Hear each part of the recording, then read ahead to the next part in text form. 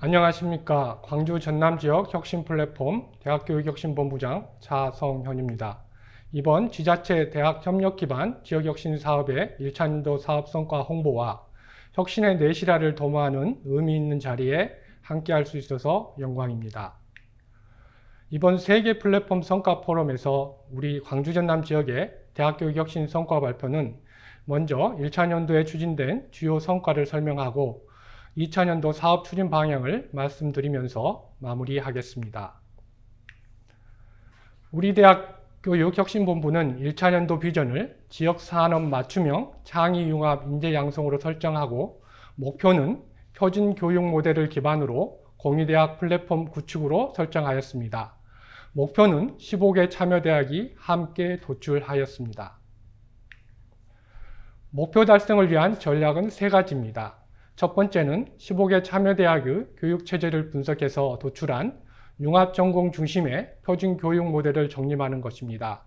그리고 두 번째는 표준교육 모델을 현실화시킬 수 있는 공동학사관리 시스템을 구축하는 것입니다. 끝으로 지역산업 맞춤형 인재 육성을 위해 핵심 분야 전주기적 교육 시스템을 마련하는 것입니다. 이러한 전략을 추진하기 위해 개방형 3대 과제와 맞춤형 3대 과제를 추진하고 있습니다.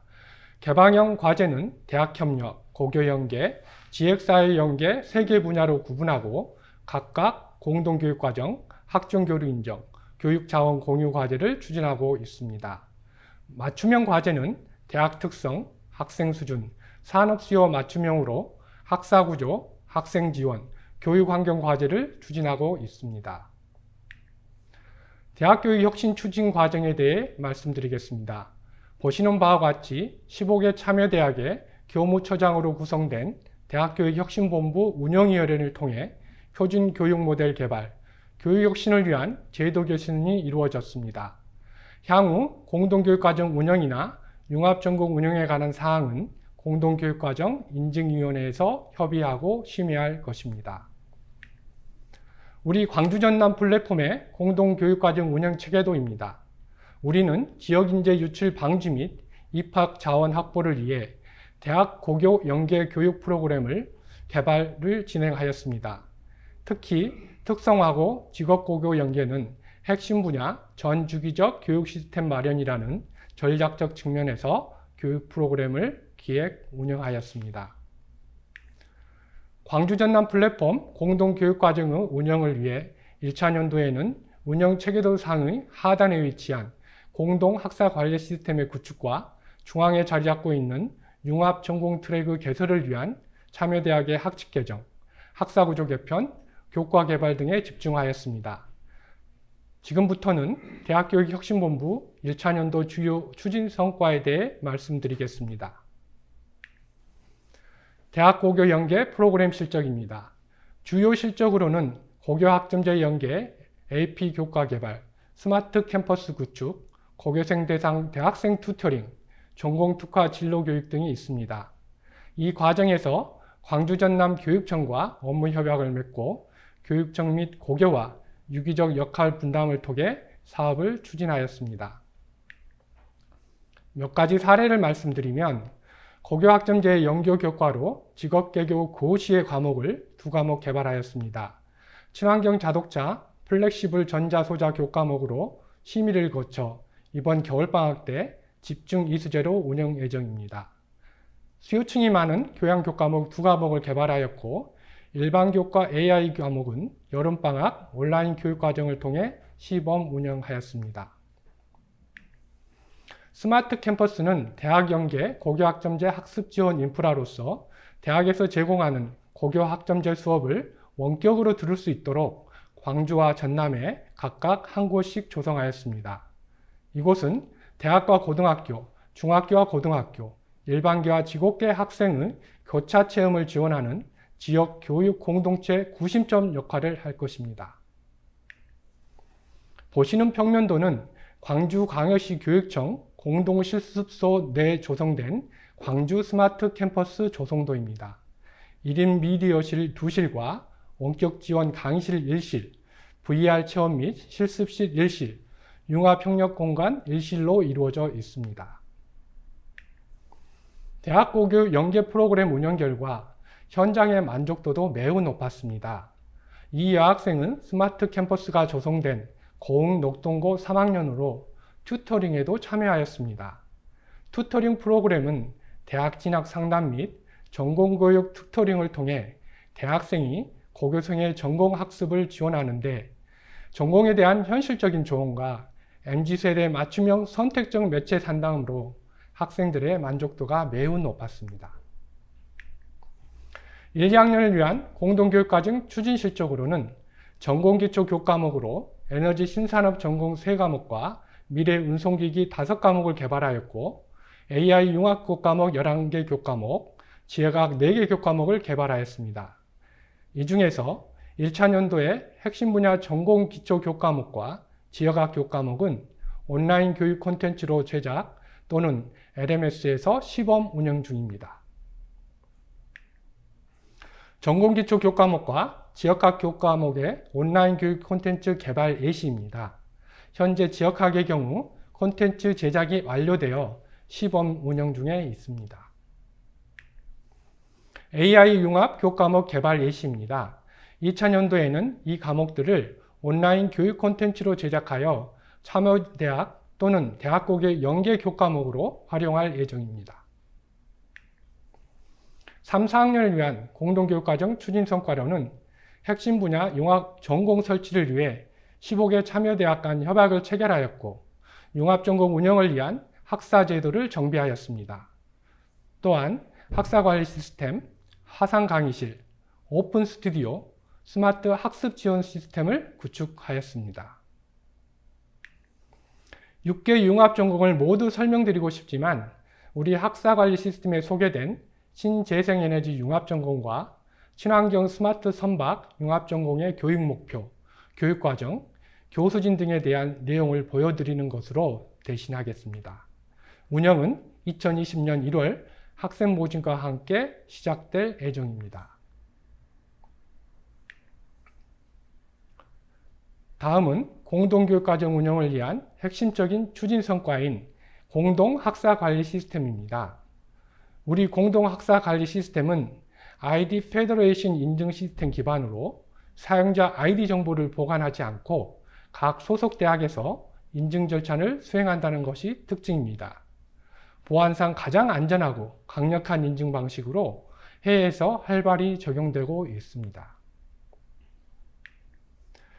21학년도 2학기부터 테스트베드 시범 운영 예정입니다.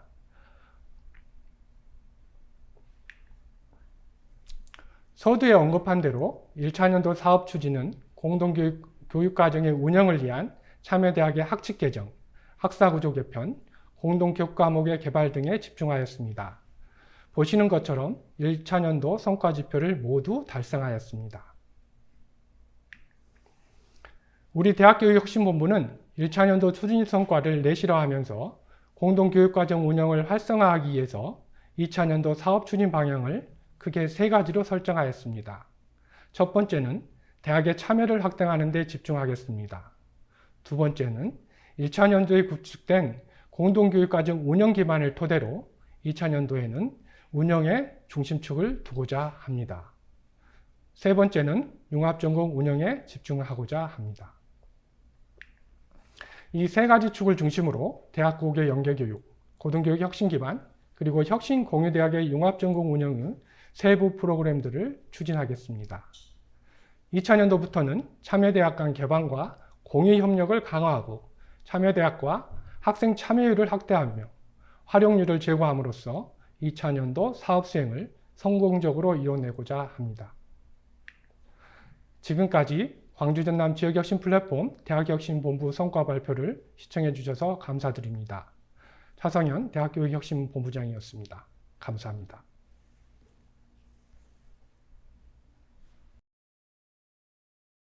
네, 안녕하십니까. 울산 경남 지역혁신 플랫폼 대학교육혁신본부 성과 발표를 시작하도록 하겠습니다. 발표를 맡은 저는 울산 경남 지역혁신 플랫폼 대학교육혁신본부장을 맡고 있는 경상국립대학교 손종우입니다. 발표 순서는 이와 같이 6가지로 진행될 예정입니다. 먼저 저희 대학교육혁신본부는요, 저희들은 주로 공유대학을 운영하고 있기 때문에 학사를 담당하는 학사관리팀, 그리고 학생의 선발과 학생의 교육 부분들을 조금 지원해주는 학생관리팀이 있고요. 그리고 이 모든 공유대학이 온라인 기반으로 이루어지기 때문에 시스템 관리팀을 두고 있습니다. 그리고 핵심 분야 사업단의 단장님들과 함께 전공 운영에 대한 협의를 해야 되기 때문에 사업단장 협의회가 있고요. 그리고 각 대학에 있는 교무처장들 중심으로 이루어진 대학교육혁신위원회가 있어서 대학의 어떤 규정들을 바꾸고 있습니다. USG 공유대학이라고 불려지는 저희 공유대학은요, 기본적으로 맨 밑에 그림을 보시면 클라우드 기반 시스템을 갖고 있습니다. 콘텐츠를 생산하고 관리할 수 있는 콘텐츠 관리 시스템이 있고요. 그리고 학생들의 학사 부분을 관리하는 학사 시스템, 그리고 각종 콘텐츠라든가 또는 기자재라든가 시설 등을 예약하거나 사용할 수 있는 자원 관리 시스템이 있습니다. 이 세 가지 온라인 기반 클라우드 상에 올라가 있죠. 이 시스템을 바탕으로 저희들이 교양 교육을 담당하는 플랫폼과 전공 교육을 담당하는 플랫폼 두 가지를 운영하고 있습니다. 교양 플랫폼은 주로 아직 공유대학에 들어오지 않은 학생들, 1, 2학년 학생들이 미리 경험해 볼 수 있는 강좌라든가 또는 대학의 강좌를 대신해서 제공하고 있고요. 그 다음에 전공교육 플랫폼은 USG에서 만들어진 융합전공들을 수업을 듣는 공간입니다. 그래서 저희는 1, 2학년 학생들은 각자의 대학에서 자기 전공을 수업을 하겠죠. 3, 4학년이 되면 복수 전공 형태로 USG 공유대학에 들어오게 되고, 이럴 때는 이제 각 대학마다 융합 전공이 개설되어 있습니다. 그 융합 전공을 다니면서 다양한 역량 강화 비교과 프로그램이라든가 전공 공부를 이수하게 되어서 졸업할 때는 자기 주 전공 외에 복수 전공 형태로 2개의 전공을 이수한 걸로 나가게 됩니다. 물론 저희들은 기본적으로 USG 학위를 지향하고 있는데 이 학위까지 가기에는 좀 시간이 걸릴 것 같고요. 일단은 뭐 USG 인증이라든가 또는 뭐 졸업장에 배지 달기 등으로 인해서 학생들이 이 USG 공유대학 과정을 거쳤다는 것을 표기할 예정입니다. 그 다음에 세 번째로 이제 저희 말씀드릴 것은 이 학사 구조인데요. 저희들이 첫 술에 배가 부르지 않듯이 저희들이 좀 길게 보고 있는데요. 첫 번째는 각 대학에 참여하고 있는 각 대학의 융합 전공을 개설하는 겁니다. 그래서 복수 전공 형태로 운영이 되고요. 물론 이 복수 전공이 각 대학마다 학점 체계나 여러 가지가 달랐으나 저희들이 대학교육혁신위원회를 통해서 각 대학 교무처장님들의 협의를 통해서 융합 전공의 과목 수와 단위 수까지 모두 통일시켰습니다. 2단계는 이와 같은 융합 전공이 계속 만들어지면 이 융합 전공들을 모아서 신입생 선발 없는 복수 전공만 이루어진 단과대학을 설립하고자 합니다. 물론 사립대 같은 경우에는 공유 단과대학을 별도로 만든 데도 있습니다만은 국립대 같은 경우에서는 이런 단과대학 설치가 또 고등교육법상에 표시가 돼야 될 부분들이 많기 때문에 쉽게 할 수가 없습니다. 그래서 이번에 그 고등교육 특화지구에 저희들이 이걸 신청을 해놨거든요. 이런 부분에 대해서 유예를 해주면 저희들이 별도의 단과대학을 만들고 복수 전공만으로 운영되는 새로운 유형의 단과대학으로 진행하겠다 싶은 거고요. 최종적인 단계는 복수 학위가 가능한 공유대학으로 가는 것입니다. 물론 이게 하루아침에 될 수도 있고 아니면 장기적으로 5년 뒤도 될 수 있겠지만 저희들이 이렇게 목표를 잡은 이유는 이러한 과정 속에서 공유대학에 참여하는 대학들의 이 학사 관리 규정들을 좀 통일시켜 가면서 자연스럽게 균등한 고등교육의 기회를 학생들에게 제공하기 위해서입니다. 융합전공은 기본적으로 저희들이 핵심 분야 3개가 있기 때문에 그 3개 분야를 좀 디테일하게 나눈 데도 있고 그냥 하나로 간 데도 있습니다. 그래서 스마트 제조 엔지니어링은 기계 설계에서 이 모빌리티, 지능 로봇이 들어가 있고요. 스마트 제조 ICT는 스마트 제조 ICT 하나로 되어 있고 스마트 공동체는 스마트 도시건설 공동체 혁신이라는 6개 전공으로 되어 있습니다. 저희들이 올해부터 울산과 함께 하면서 울산에서 핵심 분야 2개가 더 들어오는데요. 그 2개가 이제 저탄소 그린 에너지 미래 모빌리티입니다. 여기도 지금 현재는 전공을 2개 정도 개설해서 울산 경남 지역 혁신 플랫폼은 총 8개가 운영될 예정입니다. 그동안 저희들이 학사 구조를 마련한 거 보면 작년부터 시작이 되었죠. 그래서 온갖 계획을 수립하고 11월부터 시작이 되어서 올 5월에 드디어 결정이 났습니다. 그래서 저희들이 3월부터 학생을 뽑았어야 되는데 그러지를 못해서 저희들이 5월부터 학생을 뽑기 시작해서 현재 9월달, 지금이죠. 지금 현재 학생들이 첫 학기를 진행하고 있습니다. 그래서 1기 학생들에 한해서만 4학기제가 아닌 3학기제로 이 방학 중에 계절학기 등을 이용해서 모든 과정을 이수할 계획입니다. 학생 인원은 이와 같이 배정이 되었는데요. 저희들이 이 배정을 하면서 느꼈던 점은 특정 분야에 좀 더 많아졌으면 좋겠고 또 어떤 특정 분야는 좀 적게 했으면 좋겠다 생각이 들어서 저희들이 2기 학생 뽑을 때는 인원수를 좀 달리할 생각입니다. 그리고 교육과정도 저희들이 처음에 계획했던 거하고 또 기업체 요구사항이 조금씩 변하고 있기 때문에 교육과정도 지금 학점이 저렇게 제시되어 있으나 필수 선택, 그 다음에 필수 이수해야 될 교양 과목 이런 분들도 있지만 이런 부분에 대해서 조금 조율을 할 생각입니다. 현재 지금 1기 학생들은 이제 이대로 진행이 돼야 되고요. 2기 학생은 조금 차이가 나게 운영할 예정입니다. 학생 선발은 저희들 일정에 따라서 온라인을 통해서 했고요. 당시에 이제 언론 홍보라든가 뉴스까지 출연하면서 학생들이 많이 참여도록 유도를 했었습니다. 그리고 이제 학생들을 선발하고 나면 교육을 시켜야 되니까 과목을 만들어야 되는데 저희들의 원칙이 기존의 대학에 있던 과목 대신에 새로운 융합형 과목들을 개발한다라는 거였고 그래서 교양 쪽에서는 기초과학과 디지털 리터러시 경남 교양이라고 해서 이제는 경남 울산 교양이 되어야겠죠. 그래서 그동안 학교에서 잘 다루지 못했던 부분들을 좀 충분히 제공하는 형태로 과목들을 개발해서 지난 1차년이죠. 13과목을 개발했고요. 대표적인 것이 이게 경남 지역의 스포츠 문화 산업 이런 게 있습니다. 그리고 전공 콘텐츠는 이게 이제 2년 과정이다 보니까 4학기 과정이니까 과목을 계속 개발해야 되거든요. 그래서 저희들이 6개 전공에 대해서 15개 교과목을 개발 완료해서 지금 학기에 학생들에게 제공되고 있습니다.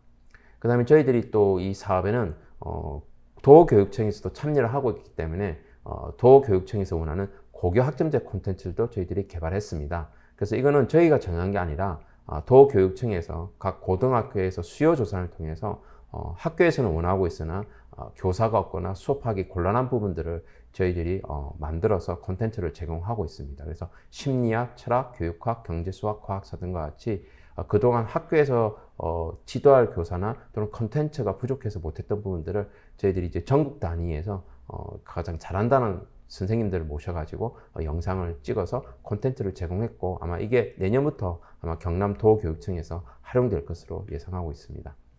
대표적인 이제 장면을 보자면 이런 내용들이 있습니다. 철학 부분이죠.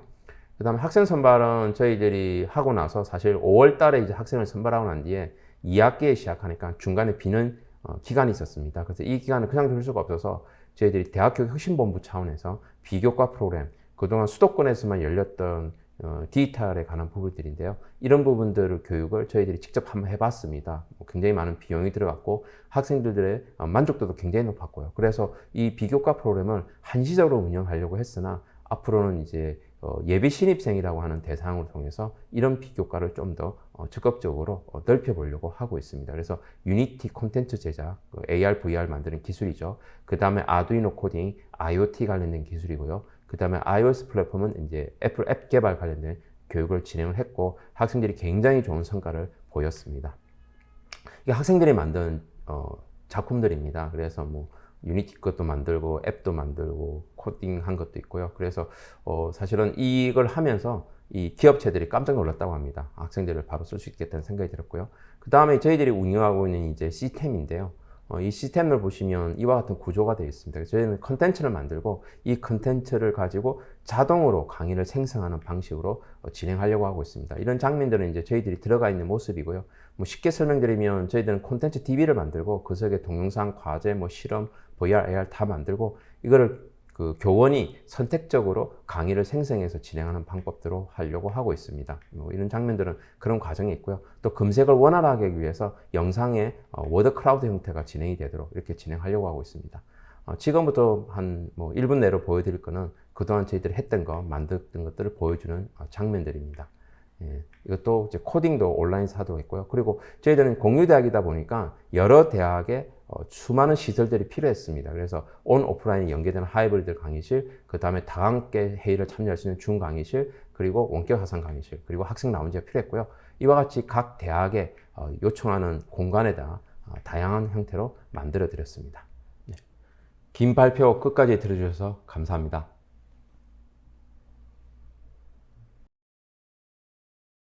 안녕하십니까. 충북 바이오헬스 산업혁신센터 대학교육혁신본부 본부장 이재권입니다.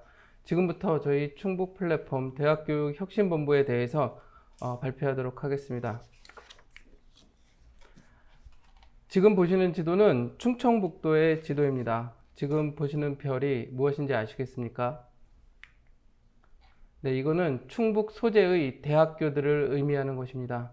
여러분들은 충청북도의 도청 소재지가 청주가 교육의 도시인 것은 다 알고 계실 겁니다. 그럼 이 별은 무엇을 의미하시는 것 같습니까?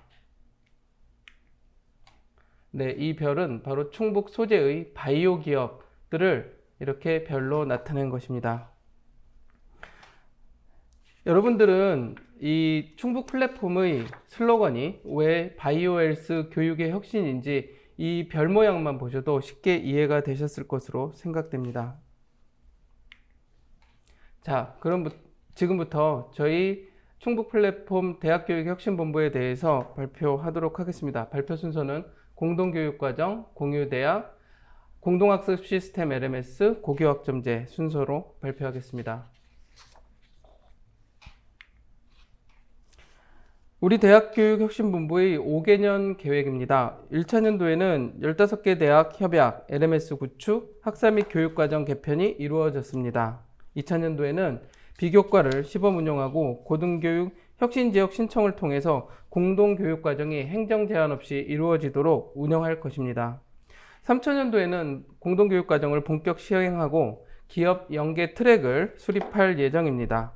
마지막 4차년도와 5차년도에는 공동대학 운영을 원활하게 수행하여 기업이 원하는 실무, 기술, 연구 인재를 배출할 것입니다.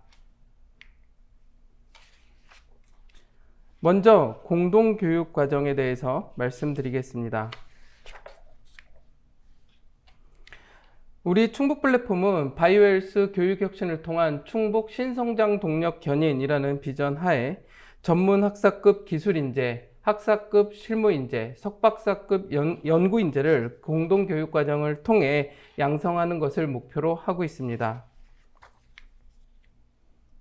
공동교육과정의 추진은 에디 모형을 기반으로 하고 있습니다. 1차년도에는 에디 모형 중에 분석, 설계, 개발 과정이 이루어졌습니다.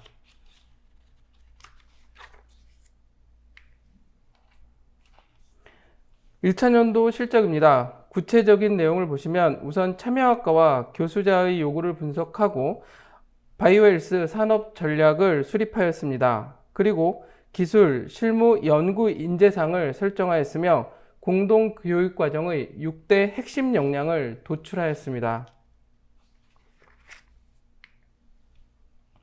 다음으로는 공동교육과정을 제약바이오, 정밀의료기기, 천연물 화장품의 3대 핵심 분야로 나누어 설계하고 산업환경 및 수요자 요구 기반의 교육 환경을 확립하였습니다. 그 결과 제약바이오는 27개 과목, 정밀의료기기는 144개 과목, 천연물 화장품은 51개의 과목으로 개설하였습니다. 향후 추진 계획으로는 통합 LMS와 혁신적 교수법을 이용하여 체계적 및 단계적 교육과정, 산업 현장 연계 및 실무 연구 역량 강화 교육과정 운영을 할 것으로 계획하고 있습니다. 또한 우리 플랫폼의 공동교육과정은 교수자의 CQI 보고서 그리고 학습자의 만족도 및 핵심 역량 자료를 기반으로 지속적인 환류 과정을 거침으로써 내실 있는 운영을 하도록 최선을 다하겠습니다. 다음은 공유대학입니다.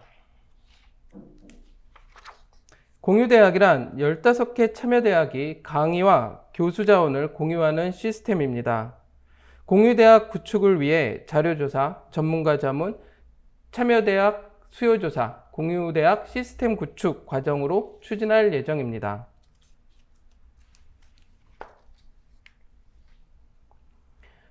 1차년도에는 15개 대학 간의 학점 교류 협정을 맺었으며 강의 및 학점 공유를 위한 시스템을 구축하였습니다.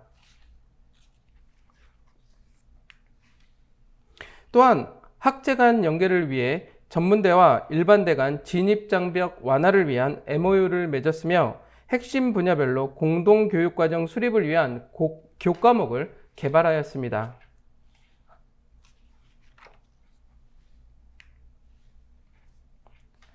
향후 공유대학은 기업 요구 기반의 트랙을 15개 참여대학의 맞춤형 강좌로 구성하여 진행할 예정입니다. 이를 위해서 기업의 교육과정 요구도 조사를 실시하고 교육과정을 편성하며 기업의 공동교육과정과 대학의 매칭을 시키기 위한 노력을 다할 것입니다. 그리고 마지막으로는 기업 관계자의 강의 참여를 적극 유도할 계획입니다.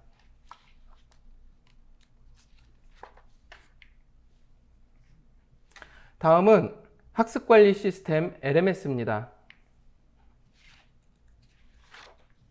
LMS는 표준 공동교육과정의 운영을 위해 구축되었으며 이를 통해 원활한 교육과정 운영 및 교육의 질과 운영의 유연성을 확보해 줄 것으로 기대하고 있습니다. LMS는 교수학습 활동을 지원하고 맞춤형 학습 정보 지원을 하게 됩니다. 도식에서 보시는 것처럼 학생, 교수자, 대학 운영자가 LMS에서 학습활동 지원, 교수활동 지원, 그리고 학습 통계 업무를 수행하게 됩니다.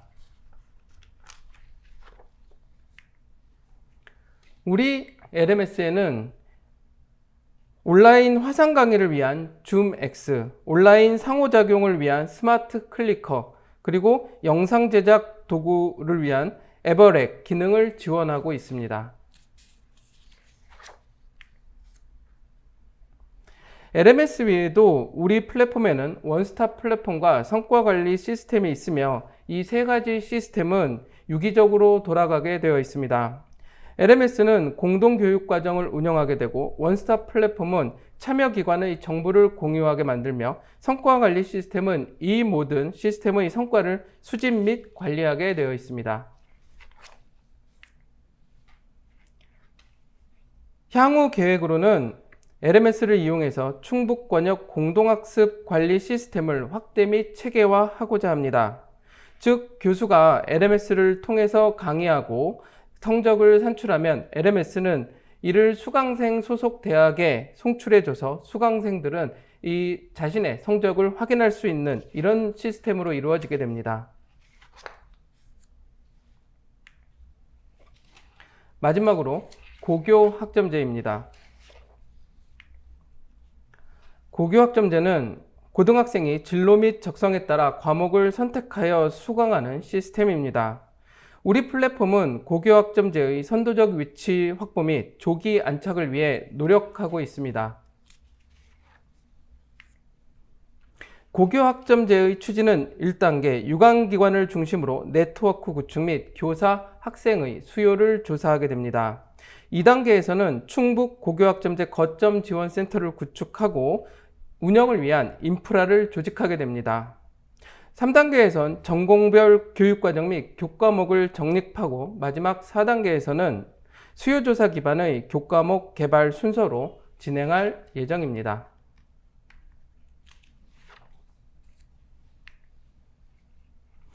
(1차년도에는) 지역교육청, 지역 내 대학 및 고등학교, 그리고 유관기관을 중심으로 네트워크를 구축하였습니다.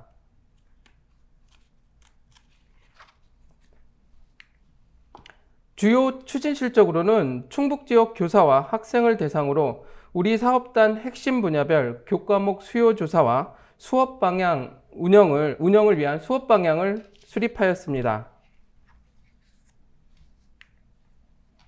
또한 수요조사와 대학 의견 수렴 결과를 기반으로 4개의 교과목을 개발하였으며 현재 이 교과목은 교육청과의 협의를 통해서 학교 현장에서 활용하기 위한 작업을 수행하고 있습니다.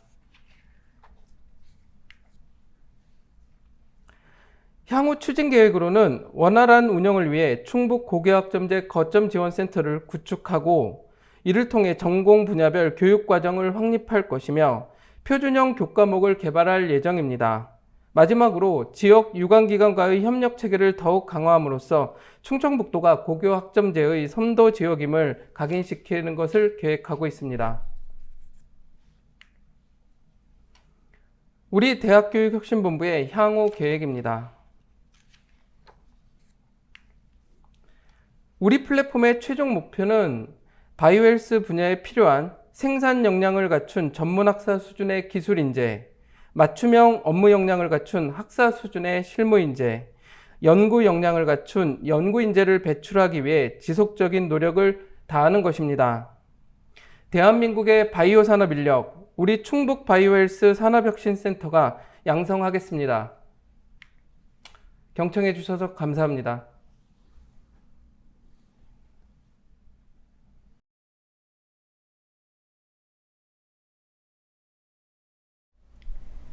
지금부터 제1회 지역혁신사업 성과포럼의 콜로퀴움을 시작하도록 하겠습니다. 안녕하십니까? 저는 오늘 콜로퀴움 진행을 맡은 한국교육개발원 조옥경입니다.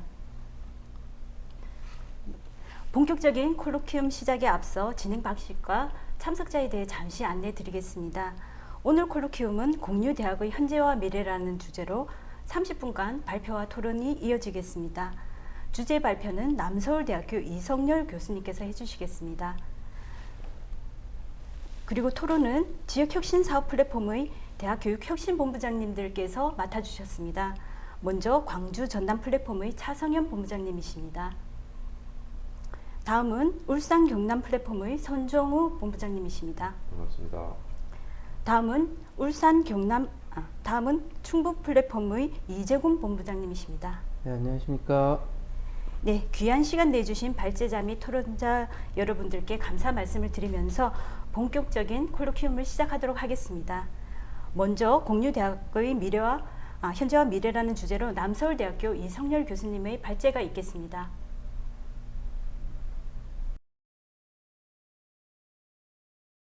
네, 지금 좀 전에 방금 소개받은 남서울대학교 이성열 교수입니다. 제가 이제 공유대학의 현재와 미래라고 하는 이 주제에 대해서 발제를 시작하도록 하겠습니다. 발제의 그 주요 내용은 크게 세 가지 측면에서 한번 생각해 봤습니다. 첫 번째는 공유대학을 어떤 시각에서 바라보는가. 두 번째는 어떤 공유대학을 만들고자 하는가. 그리고 세 번째는 공유대학을 지탱할 수 있는 힘은 무엇인가. 이 세 가지 관점을 가지고 공유대학의 현재와 미래에 대해서 생각해 보도록 하겠습니다. 자, 공유대학을 어떤 시각에서 바라다 봐야 될 것인가. 우리 고등교육에서 이 공유대학은 정말 쉬운가 어려운가 이렇게 한번 제가 질문을 던져봤습니다. 한마디로 얘기하면 공유대학 모델을 고등교육에 정착시키는 일은 우리 공유대학의 어떤 필요성이나 주장만큼 쉽게 일어나지 않을 수 있다는 겁니다.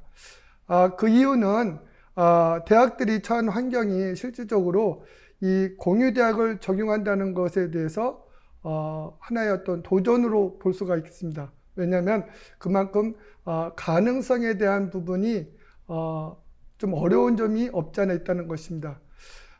그럼에도 불구하고 우리가 이 고등교육에서 이제 새로운 형태로 공유대학을 변화시키려고 노력을 해야 됩니다. 쉽게도 그렇지만 공유대학을 만들기 쉬운 방법이나 아니면 실패할 염려가 없는 그런 공식은 존재하지 않는다는 거죠. 왜냐하면 전통적인 고등교육을 공유대학 체제로 변화시키기 위해서는 그만큼 우리 그 대학의 어떤 구조 그리고 또 문화적인 그런 변화가 불가피하게 일어나고 이렇게 하기 위해서는 사실적으로 그 복잡하고 산발적인 어려움이 없지 않아 있다는 겁니다. 그럼에도 불구하고요, 우리가 공유대학의 어떤 가능성이 우리 환경에 지금 도래했다는 점에서 우리가 한번 공유대학을 생각해 보지 않을 수가 없습니다. 공유대학의 가능성, 한마디로 얘기하면 온라인 강좌에 따른 고등교육의 어떤 파괴적인 혁신이라고 보면 되겠죠. 지난 그 전국 4년제 대학 그 보직 교수를 대상으로 해서 이제 면담을 한 연구가 있었는데요.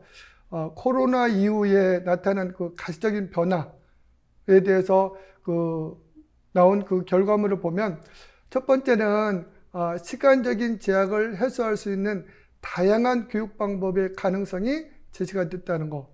그리고 두 번째는 대학 간 그리고 복수 캠퍼스 간 공유 교육 과정 개발 및 활동 가능성이 확대되고 있다는 점. 그리고 대학 구성원 간 새로운 교류와 소통의 가능성이 창출되고 있다는 거. 그리고 또 하나는 국내외 교수 및 강사 앞으로 활용한 다양한 특강이나 팀티칭 이런 교사학습의 어떤 기회가 확대되고 있다는 겁니다. 이런 것들을 종합해 볼 때 결국 각 대학에서 지금 혁신적인 교육과정이라든지 교사학습법에 대해서 노력을 하고 있는데 이 노력을 우리가 함께 공유하고 이걸 축적해 나갈 수 있는 실천적 방안으로서 바로 이제 공유대학에서 강조하는 대학 간 교류협력 플랫폼을 구축하고 있다는 이런 점 때문에 공유대학 단순히 우리가 어렵다고만 볼 수가 없다는 겁니다. 자, 이런 점에서 두 번째, 그럼 공유대학을 어떻게 만들어갈 것인가에 대한 현재에 대한 부분을 좀 생각해 봐야 되겠는데요. 자, 공유대학의 어떤 플랫폼의 현재, 저는 그냥 공유대학이라고 하는 것을 조금 쉽게 설명한다면 그 여러 대학들이 협력해서 서로의 장점에 대한 시너지를 극대화하거나 아니면 또 서로의 어떤 취약점을 상호 보완하는 연계 및 연합대학 체제가 이제 공유대학의 어떤 의미가 아닌가 하는 생각이 들고요. 이 공유대학에서 가장 중요한 것은 이제 공유 플랫폼을 이제 만드는 건데 여기 고려대학교 변경 교수가 하나의 그 공유대학의 수준과 모델을 하나 제시한 게 있습니다. 가장 낮은 수준의 그 학습 플랫폼은 지금 우리가 지금 하고 있는 아날로그 방식이라고 이제 표현을 했는데 단순한 학점 교류가 되겠죠. 근데 이것이 점차 높은 수준으로 가기 위해서는 교육 과정에 대한 부분이 터치가 되고 그리고 이 교육 과정에 대한 학습 플랫폼이 나오고 그 최고의 높은 곳은 이제 학업 성과 인증이라든지 공동 학위까지 올라가는 높은 수준의 학습 플랫폼이 아마 공유대학의 그 수준과 모델로 우리가 한번 생각해 볼 수 있지 않나 하는 생각이 듭니다. 근데 이러한 그 공유대학이 중요한 것 중에는 세 가지가 중요한데요. 첫 번째는 수평적인 네트워크 구조에서 강한 연결이 필요하다는 겁니다. 강한 연결이라는 말을 제가 좀 강조하고 싶은데요. 그만큼 대학에서의 이 강한 연결이 쉽지 않다는 점이 강조되기 때문에 그렇습니다. 대학이라고 하는 사회는 서로 연결은 되어 있으나 각자 독자성을 유지하고 있다는 거죠. 그래서 어느 정도 분리되어 있는 모습입니다. 그리고 또 거버넌스가 존재하지만 각자의 어떤 자율성과 자율재량권을 갖고 있기 때문에 연결은 되어 있지만은 상호작용이 좀 미비하고 어떤 목표에 대해서 어떤 추진하는 반응도 느리다는 겁니다. 아마 이 공유대학 속에서 이제 주관기관과 참여기관도 있지만 어떤 공유 활동에 대해서 상호 관련성은 있지만은 그 각각의 대학의 특성이나 개별성은 유지되는 속에서 이 네트워크가 연결되기 때문에 그 수직적인 구조에서는 강한 연결이 쉽지만 이 공유대학에서 얘기하는 그 플랫폼에서는 이 강한 연결이 쉽지 않습니다. 그런 그 쉽지 않은 강한 연결을 어떻게 이제 우리 강한 연결로 만드느냐가 우리가 그 현재 그 공유대학에서 하나의 숙제로 이제 생각할 수가 있고요. 두 번째는 공유대학에서 이제 필요 조건 두 번째는 바로 이제 교육 과정 및 교수 방법의 통합 과정입니다. 각 주관대학이든 참여대학이든 아니면 지자체 어떤 요구도 있을 거고 산업체 요구도 있을 거고 지역사회 요구도 있을 텐데 이런 것들을 잘 반영을 해서 각각의 어떤 대학에서의 그 교육 과정을 잘 이렇게 통합하는 과정이 필요하다는 거죠. 이 통합한다고 하는 걸 쉽게 얘기하면 두 가지입니다. 교육 과정에 이제 모듈화 과정이 하나 있을 것이고요. 또 하나는 교육과정의 클러스터 방식이 있을 겁니다. 이 두 가지 방식을 함에 있어서는 제가 이제 강조하고 싶은 것은 공유 및 협력 기제로서의 신뢰의 논리가 중요하다는 거죠. 신뢰의 논리가 중요하다고 하는 것은 그렇다고 그냥 맡겨준다는 것이 아니라 사실은 신뢰의 논리의 그 바탕에는 그만큼 책무성도 담보가 되는 중요한 부분입니다. 그렇기 때문에 신뢰의 논리의 바탕으로 서로 신뢰를 잘 쌓아갈 수 있도록 하기 위해서는 그만큼 주어진 것에 대한 책무성도 필요하다는 거죠. 그렇기 때문에 여기서는 어떤 통제나 이런 쪽의 접근보다는 서로 어쨌든 공유와 협력의 기제로서 서로 신뢰하는 속에서 이 교육 과정에 대한 통합이 이루어져야 된다는 겁니다. 세 번째 필요 조건은 이 공유대학에 참여하는 사람들의 적극적인 참여가 필요하다는 겁니다. 여기 이제 대학 및 교수의 참여도 있고 수요자의 참여도 있는데 짧은 시간에 이걸 다 설명하기는 어렵고요. 하나 던지는 제가 질문은 공유대학이 선순환 단계로 들어서기 위해서는 어떻게 돼야 되는가? 가장 중요한 건 선순환 단계로 들어서기 위해서는 적정한 참여자를 확보하는 게 가장 중요하지 않을까 하는 생각이 듭니다. 어떻게 이 참여자를 확보하고 확대시켜 나갈 것인가, 이거에 대한 고민이 좀 필요하고요. 처음부터 이 참여자가 많아질 수는 없습니다. 모든 플랫폼이 아무리 좋아도요, 처음부터 그 플랫폼에 참여하는 수요자 아니면 공급자, 모든 사람이 처음부터 많아지는 건 아닙니다. 처음에는 많지 않아요. 이걸 확대시켜 나가기 위해서는 여러 가지 전략적인 방법이 필요한데 그런 부분에 대해서 우리가 고민을 해야 된다는 거죠. 그렇다고 제가 또 하나 강조하고 싶은 거는 단순히 많은 참여자가 공유대학을 성공시키는 것을 결정하지는 않는다는 것도 우리가 이 공유대학이 현재에서, 즉 어떤 공유대학을 만들 것인가에 대해서 한번 생각할 때 고민해야 될 부분이 아닌가 하는 생각이 듭니다. 세 번째 이제 질문은 공유대학에 대한 지속적인 힘을 어떻게 이제 만들 것인가에 대한 것이 공유대학의 미래에서 이제 한번 생각해 보는데요. 공유대학을 지속시키는 힘은 네 가지입니다. 사명과 비전과 가치와 목표. 이 네 가지 기둥이 잘 형성이 되어 있어야지만이 공유대학의 미래가 밝다고 저는 생각을 합니다. 사명에서는 왜 공유대학이 존재하는가? 그래서 대학 구성원들이 공유대학의 어떤 맥락이라든지 의미, 본질을 잘 이해하고 그 사명에 대한 것을 인지하는 것이 중요하고요. 비전이라고 하는 것은 말 그대로 우리가 어떤 모델의 그 공유대학이 되길 원하는가. 그래서 좀 현실적이고 바람직한 공유 플랫폼에 대한 그림을 우리가 갖고 이제 접근해야 된다는 거고요. 세 번째, 가치에 대한 부분은 우리가 바라는 공유대학의 모습을 위해서 어떻게 해야 되는가. 가장 우리가 이제 쉽게 ABC 세 가지를 제가 제시했는데, attitude, behaviors, collective commitment. 이 세 가지에 대한 측면을 우리가 한번 앞으로 공유대학을 만들어 갈 때 여기 참여하는 사람들이 가져야 할 가치가 아닐까 하는 생각이 들고요. 네 번째는 이제 목표입니다. 앞전에서 제가 이제 높은 수준의 학습 플랫폼을 구현하는 그림을 보여드렸는데, 단계별로 목표를 정하고 그 목표에 도달하기 위해서 어떻게 해야 될 것인가를 우리가 한번 생각해 보는 것이 필요하지 않을까 하는 생각이 듭니다. 마지막으로, 공유대학의 어떤 미래 지향에서 이제 고려할 점으로서 이제, 5가지를 제가 생각을 했는데, 첫 번째는 지역 혁신 플랫폼을 구축하는 겁니다. 우리가 그 공유대학에서 플랫폼을 구축한다고 하는 가장 중요한 키워드는 연결이에요, 연결. 연결이라고 하는 것은 공유대학의 출발점이자 종착점인데요. 대학 내의 연결, 그리고 대학 간의 연결, 지자체와 연결, 산업체와 연결, 지역사회의 연결까지 아우르는 지역혁신 플랫폼이 구축이 돼야 된다는 것이고요. 두 번째는 공유의 범위에 대한 전략적 선택이 필요하다는 겁니다. 공유의 범위, 또 쉽게 얘기하면 공유의 어떤 내용이 되겠죠.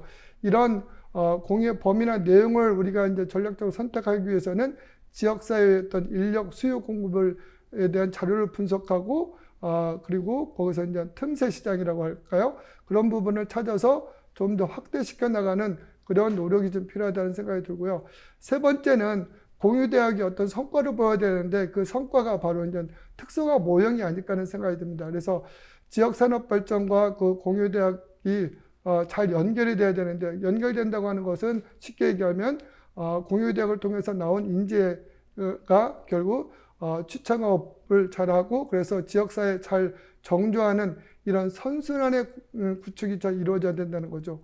그리고 이제 네 번째는 공유대학의 거버넌스 체제입니다. 공유대학이 잘 운영되기 위해서는 거버넌스 체제가 잘 형성이 돼야 되는데요. 저는 그 공유대학이 잘 지속되는 힘 중에 하나는 지자체 역할이 저는 중요하다고 생각합니다.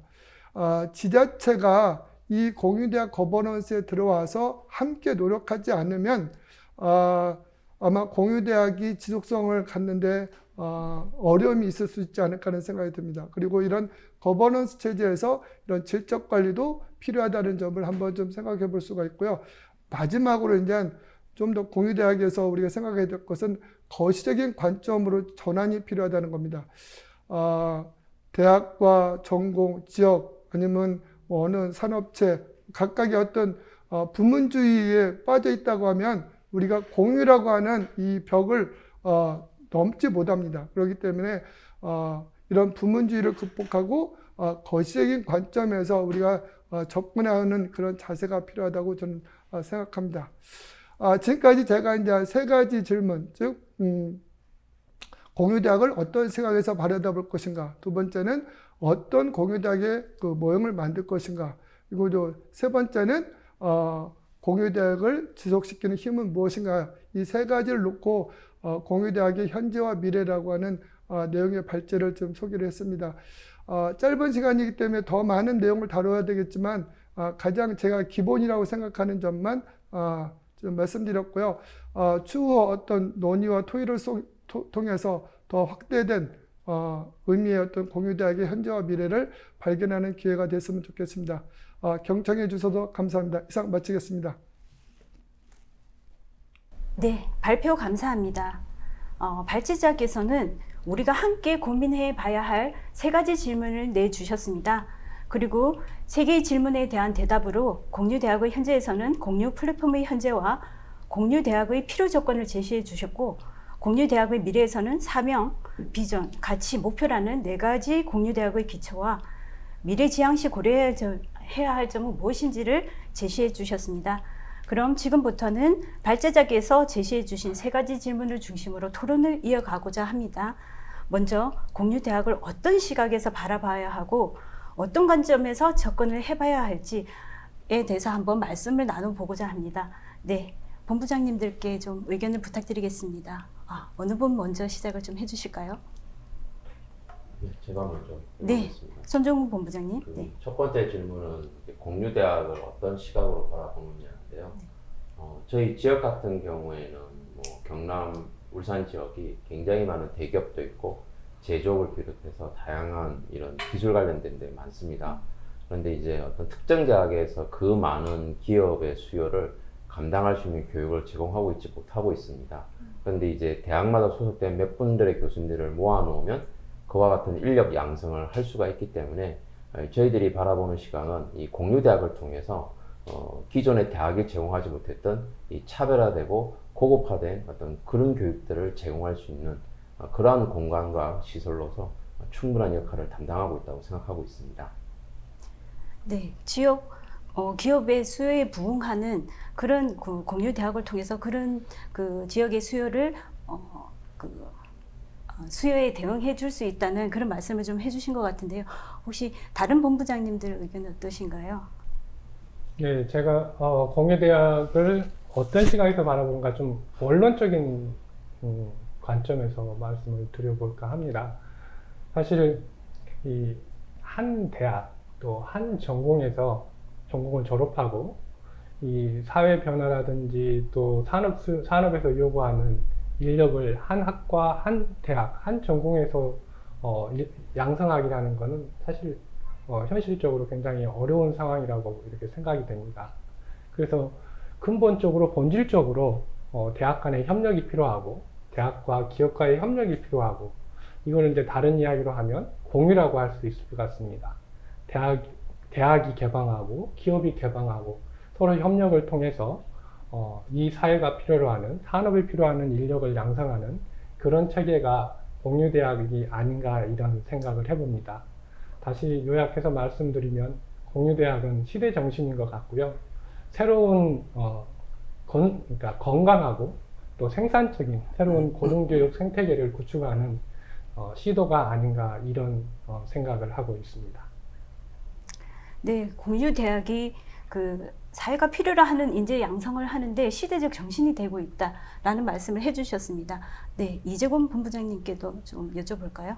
예, 뭐 앞서서 본부장님 두 분께서 워낙 좋은 말씀을 많이 해주셔서 제가 무슨 말씀을 드려야 될지 모르겠는데요.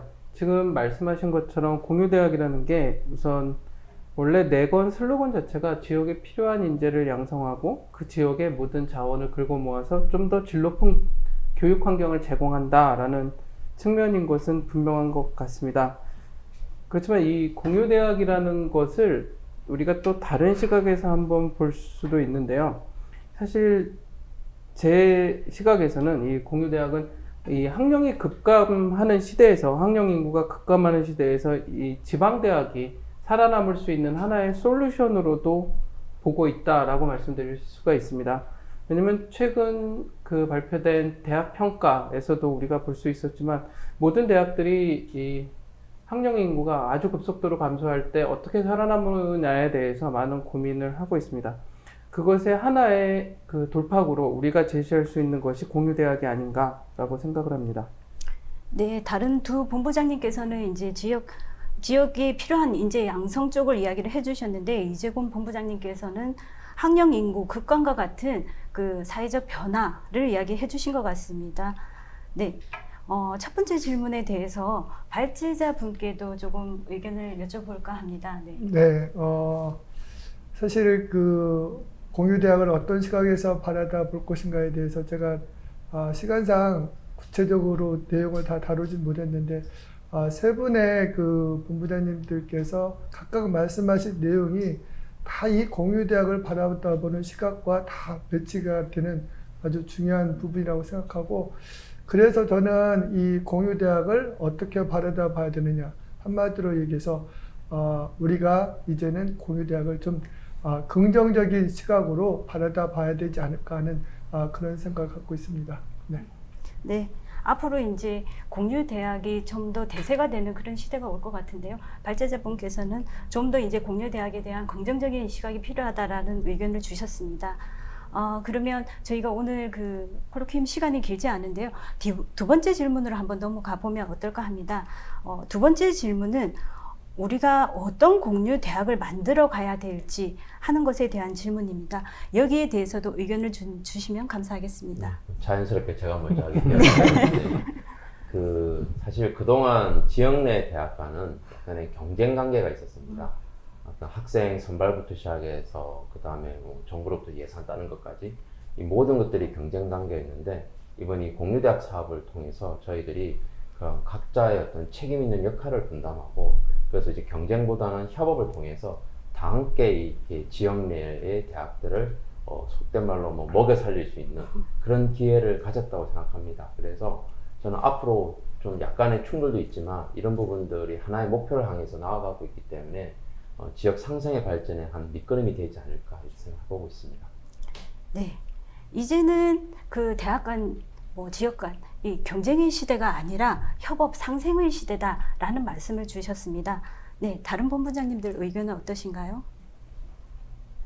네, 이번에는 또 제가 생각이 된 것 같은데요. 말씀을 드리겠습니다. 무엇보다도 이제 공유대학이 유지되고 공유대학이 운영이 되려고 하면 참여하는 대학이 서로 윈윈할 수 있는 부분이 있어야 된다고 생각을 합니다. 그래서 사실은 그 참여대학 간 또 참여기관 간 윈윈할 수 있는 사항들을 이렇게 발굴하는 게 무엇보다도 중요한 일인 것 같습니다. 그런 차원에서 보면은 공유대학이라고 하는 것은 또 공유대학은 참여대학의 수요 또 사회의 수요, 또 산업의 수요를 충족시킬 수 있어야 되는 게 하나 공유대학이 해야 될 일인 것 같고요. 또 하나는 그러면서 동시에 미래지향적으로 또 그러한 수요를 창출할 수 있는 그런 공유대학을 만들고 싶습니다. 그래서 궁극적으로는 그 참여대학의 수요를 충족시키면서 더불어 미래의 지향적인 수요도 함께 만들어가는, 지역에서 필요로 수요, 국가가 필요한 수요를 함께 창출해 갈 수 있는 그런 공유대학을 만들어 보고 싶습니다. 네. 차성현 본부장님께서는 그 공유대학에 있어서 이제 호혜성이 굉장히 중요하다는 말씀을 해주셨는데, 그래서 윈윈하는 그런 공유대학, 그리고 사회적 가치를 창출할 수 있는 공유대학을 만들어 가야 되지 않을까라는 말씀을 주셨습니다. 네, 이재곤 본부장님. 예. 질문이 어떤 공유대학을 만들 것인가 이렇게 말씀하셨는데요. 결국은 학생이 지속적으로 참여하고 싶은 공유대학, 이거를 만들어야 우리가 계속 이 사업이 끝나고도 지속할 수 있다고 생각합니다. 결국 학생이 참여하고 싶은 대학은 뭘까? 학점을 잘 주는 대학이라기보다는 결국 취업이 잘 되는 대학이 되면 결국 그 공유대학은 앞으로 계속 갈 거라고 생각합니다. 앞서 말씀드린 것처럼 그러기 위해서는 뭔가 질 높은 교육을 하여야 하고, 그러기 위해서 모든 대학들 간에 협업이 잘 돼야 된다고 합니다. 여기에서 꼭 우리가 짚고 넘어가야 될 것은 저희 충북 플랫폼만의 특징인지는 모르겠지만 총괄대학과 중심대학이 기본적으로 많은 부분을 담당하고 진행을 하는 그런 부분이 있습니다. 그렇기 때문에 총괄대학 또는 중심대학은 일부 지역 발전을 위해서 대학의 이권을 좀 내려놓을 필요가 있다고 생각하고요. 반면에 참여대학은 이렇게 해서 진행되는 공유대학의 공동 목표에 힘들더라도 학생들을 독려하고 동참할 수 있는 그런 마인드를 가지고 있을 때 우리가 지향하는 공유대학이 만들어진다고 생각합니다. 네, 대학 간의 관계까지 말씀을 해주신 것 같은데요. 총괄대학의 양보와 그 참여대학들의 적극적인 참여가 좀 필요하다는 말씀을 해주셨고, 그리고 또 이제 다른 시각에서 대학뿐만이 아니라 학생의 관점에서 학생에게 어떤 혜택을 줄 수 있는 공유대학을 만들 것인가, 이 부분에 대해서 중요하게 말씀을 해주신 것 같습니다. 세 분 그 토론자께서 말씀을 해주셨는데, 이 부분에 대해서 발제자의 의견도 다시 한번 여쭤보겠습니다. 네. 세 분이 너무 귀한 말씀을 해주셔가지고 어떤 공유대학을 만들 것인가에 대한 그 방향성이 잘 나타났다고 생각합니다. 그럼에도 이러한 그 방향성, 즉 공유대학이 그 안에서 어떻게 작동해야 될 것인가, 어떤 작동의 기제가 필요한 것인가를 생각해 볼 때는 제가 그 발제에서도 얘기했듯이 공유대학 간의 어떤 신뢰의 논리가 정말 필요하지 않을까. 그게 돼야지만이 어떤 협력적인 기제가 생길 수가 있고, 그 속에서 정말 학생을 위한 학생 중심의 어떤 교육 과정도 새롭게 개발될 수 있지 않을까 하는 생각이 들어서요. 과거의 어떤 경쟁이나 이런 대결 구도가 아닌 서로의 어떤 올바른 방향을 놓고서 가는 어떤 신뢰의 논리로서 공유대학의 모습이 발전하기를 기대하겠습니다. 네,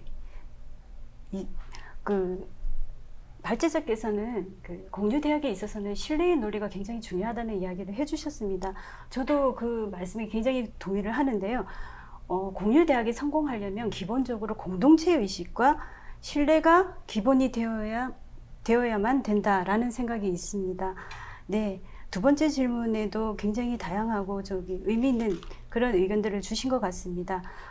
그러면 세 번째 질문으로 한번 넘어가 볼까 합니다. 마지막 질문인데요.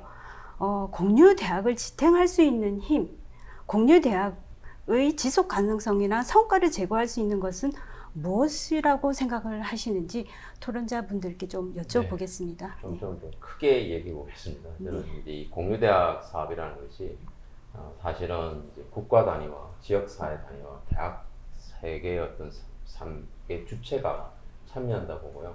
결국은 이거를 계속하기 위해서는 그 지탱하는 힘은 각 주체들의 의지라고 봅니다.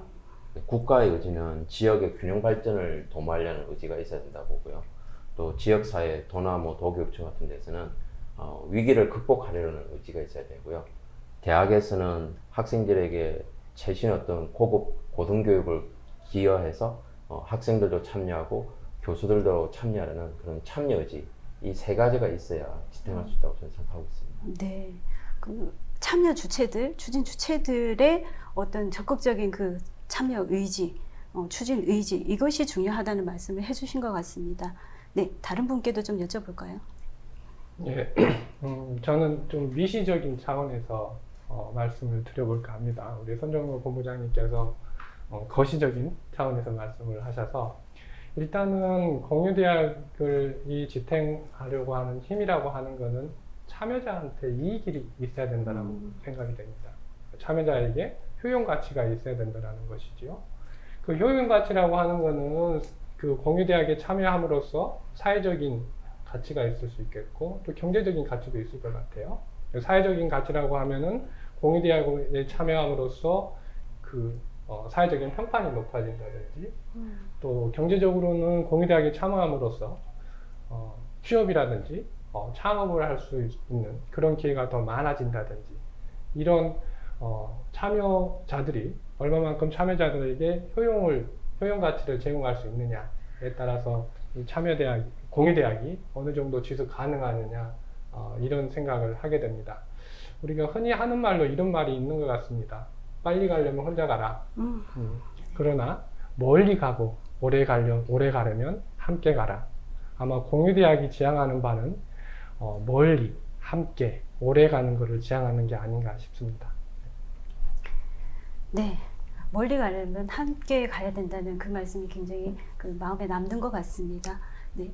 이재곤 본부장님께도 좀 여쭤보겠습니다. 네, 공유대학을 지속할 수 있는 힘, 사실 시작은 재원이라고 생각합니다. 시작은 적절한 재원을 깔아줬기 때문에 저희가 시작할 수 있는 힘이 됐습니다. 이것이 아마 먼저 말씀하신 본부장님의 말씀에도 나왔던 이것이 기관의 의지에 해당한다고 생각합니다. 기관이 이런 의지를 가지고 판을 만들어주면 결국 그 다음에 이것을 진행하는 대학 및 지자체에서 공유대학 집단의 명확한 목적을 분석해서 방향성을 제시해야 된다고 생각합니다. 그럼으로써 이 방향성에 맞게 간다면 결국 지속이 될 텐데요. 최종적으로 가장 중요한 힘은 저는 타이밍이라고 생각합니다. 결국 비전을 보여줄 수 있는 타이밍, 그거는 제때 인력이 배출돼서 제때 취업률이 올라가주면 그게 바로 적절한 타이밍이라고 생각합니다. 그렇게 된다면 어느 학생이 참여하지 않을 거며 어느 지자체에서 이것을 후원하지 않겠습니까? 결국 공유대학의 성패는 이 사업이 지속되는 과정에서의 보여줄 수 있는, 결과를 보여줄 수 있는 적절한 타이밍이라고 생각합니다. 네. 이 본부장님께서는 조금 현실적인 말씀을 해주신 것 같습니다. 공유대학이 이제 잘 되려고 하면 그 재원이 필요하다는 이야기를 해주셨고, 이게 또 잘 될 수 있는 힘이 되고 있다라는 이야기를 해주셨습니다. 그리고 이제 타이밍이 굉장히 중요하다라는 이야기를 해주셨는데요. 그 발제자께서는 아까 네 가지 기둥에 대해서 조금 말씀을 해주셨는데요. 토론자분들 의견과 함께 다시 한번 의견을 여쭙겠습니다. 예를 들어서 하나 좀 말씀을 드리면, 예를 들어 이제 어떤 그 스마트폰이 있다고 생각하면 스마트폰이 있는데, 이 스마트폰에서 사용할 수 있는 앱이 많을수록 판매가 많아질 것입니다. 그리고 스마트폰이 많이 팔리게 되면 결국 앱 개발자들이 더 많이 개발을 할 거고요. 그러면 이것이 바로 어떤 네트워크 효과라고 우리가 볼 수가 있거든요. 결국 공유대학에도 이러한 네트워크 효과가 일어나야 되는데, 중요한 건 어느 정도 그 스마트폰을 판매하는 사람도 그렇고 구매하는 사람도 그렇고 처음부터 이렇게 활성화가 되지 않습니다. 마찬가지로 공유대학도 아마 이제 처음 단계인데 활성화가 되기 쉽지 않아요. 이 쉽지 않은 이 상황에서 어쨌든 활성화의 중추적인 역할은 저는 그렇게 생각합니다. 결국 이 앞에 계신 본부장님들, 즉 이 사업에 대한 선구자, 리더의 어떤 역할이 저는 되게 중요하다고 저는 생각을 하거든요. 그래서 앞으로 어떤 그 미래의 어떤 공유대학의 어떤 사명이라든지 비전이라든지 가치라든지 목표를 잘 끌고 나갈 수 있는 어떤 리더의 역할이 중요하다고 생각하고, 그런 점에서 이 리더들의 그 수고와 그 역할이 잘 실현될 수 있도록 어떤 뒷받침이 충분히 이루어져야 되는 것이 좀 필요하다는 생각이 듭니다. 어쨌든 제가 생각할 때는 그 연결의 플랫폼이라고 하는 이 공유대학의 어떤 본질을 우리가 잘 이해하고 각 지역별로 그 차별화된 플랫폼 전략을 통해서 그 수요자인 학생들이 학점이든 자격증이든 이런 것을 포함해서 어떻든 미래의 어떤 가치를 제공할 수 있는 공유대학을 만든다고 하면 정말 좀 전에 얘기했던 그 스마트폰이 많이 팔리고 많이 활용되는 것처럼 공유대학이 그렇게 되지 않을까 하는 생각이 듭니다. 아무쪼록 저는 이 변화의 흐름 속에서 공유대학이 우리나라의 고등교육의 어떤 중요한 하나의 축으로 자리매김될 것이라고 생각하면서, 어쨌든 이 출발이 앞으로의 공유대학의 어떤 방향성을 보여주는 데 중요한 의미가 있지 않나 하는 그런 생각이 듭니다. 네. 네. 발제자께서는 그 공유대학이라는 것이 사실 쉽지 않은 길이라고 이야기를 이제 발표 때도 말씀을 하셨고 지금도 말씀을 해주셨습니다. 그럼에도 불구하고 이제 가야 할 길이라는 이야기도 해주셨는데요. 결국 여기서 이제 중요한 게 선구자, 리더들이 어떻게 가는가 하는 부분인 것 같습니다. 오늘 지금 토론으로 나와주신 분들께서 아마 선구자, 리더들이 아니신가 그런 생각이 듭니다. 그러면 이제 중요한 저희가 그 준비한 3가지 질문은 다 드린 것 같은데요. 앞으로 이제 공유대학을 준비하시는 분들, 그리고 정책을 이끌어 가시는 분들 다 지금 시청하고 계실 텐데요. 먼저 시작하신 분들 입장에서 그분들께 이제 드리고 싶은 이야기나 앞으로 공유대학의 비전에 대해서 조금 마무리 말씀으로 좀 해주시면 어떨까 싶습니다. 네. 네, 뭐 이건 예상 질문이 없었지만 네. 평소 저희들이 6개 대학들이 모여서 회의를 하면 항상 자기 대학에 대한 이기심이 먼저 발생을 하더라고요. 그럴 때 논쟁이 되면 제가 내세우는 원칙 하나가 있습니다. 우리가 학생들을 보고 가자. 학생들을 원하는, 학생들이 좋아하는 방향으로 결정하면 아무 문제가 없다. 여기에 대해서 모든 구성원들이 동의를 하거든요. 그러면 원칙이나 이런 부분들이 쉽게 해결이 됩니다. 따라서 저는 이 공유대학을 준비할 때는 무엇보다도 학생에게 중심을 두고 학생이 무엇을 원하는지, 그 학생을 위하는 방향으로 모든 결정을 하면 좀 더 원활하게 움직일 수 있지 않을까 이렇게 생각해 봅니다. 네, 감사합니다. 네, 다른 본부장님들도 부탁드리겠습니다. 네, 제가 서두에 공유대학을 시대정신이라고 이렇게 말을 드렸습니다. 더 이상 경쟁만으로는 우리가 이 세상을 살아가기 어렵고, 또 공의를 통해서 서로 협력하고 그걸 통해서 서로 상생하는 그런 길을 함께 가야 할 것 같습니다. 그 출발점에 공유대학이 있는 것 같고요. 지금 이 3개 플랫폼이 첫 발을 떼었는데 함께 플랫폼 간에도 서로 협력하고 공유하고 해서 각 지역의 발전뿐만 아니라 우리나라 전체의 발전으로 나아가고 그 과정에 새로운 고등교육의 생태계를 조성하는 데 함께 발을 맞춰 나갔으면 좋겠다는 말씀을 드리면서 마무리하겠습니다. 네, 감사합니다. 예, 제가 공유대학에 참여한 지 오래되진 않았는데요. 막상 참여해보니까 정말 힘듭니다. 정말 힘들고 제도적으로도 너무 수정해야 될 것도 많고 교칙도 바꿔야 될 것이 굉장히 많습니다. 쉽지 않습니다. 잘 생각하셔야 됩니다. 그런데 마지막으로 드릴 수 있는 말씀은 지금 시작하지 않으면 결국 그 지역은 늦을 수밖에 없습니다. 시작할 수 있는 기회가 주어졌을 때 빨리 시작하는 게 솔루션이라고 생각합니다. 네, 감사합니다. 어려운 길이지만 다른 대학들도 빨리 이제 시작하는 게 좋겠다는 말씀을 주신 것 같습니다. 오늘 이제 질문은 다 드렸고요. 오늘 발제와 토론을 통해서 공유대학과 지역혁신 사업을 이해하고 앞으로 어떤 방향으로 나아가야 될지에 대해서 숙고할 수 있는 시간을 만들어주신 전문가 여러분들과 끝까지 함께 자리를 해주신 여러분들께 감사 말씀드립니다. 그리고 뜻깊은 논의의 장을 마련해 주신 교육부와 연구재단, 지역혁신사업 총괄운영센터 협의회 관계자 여러분들께도 감사 인사를 드립니다. 그럼 이것으로 콜로키움을 모두 마치도록 하겠습니다. 감사합니다.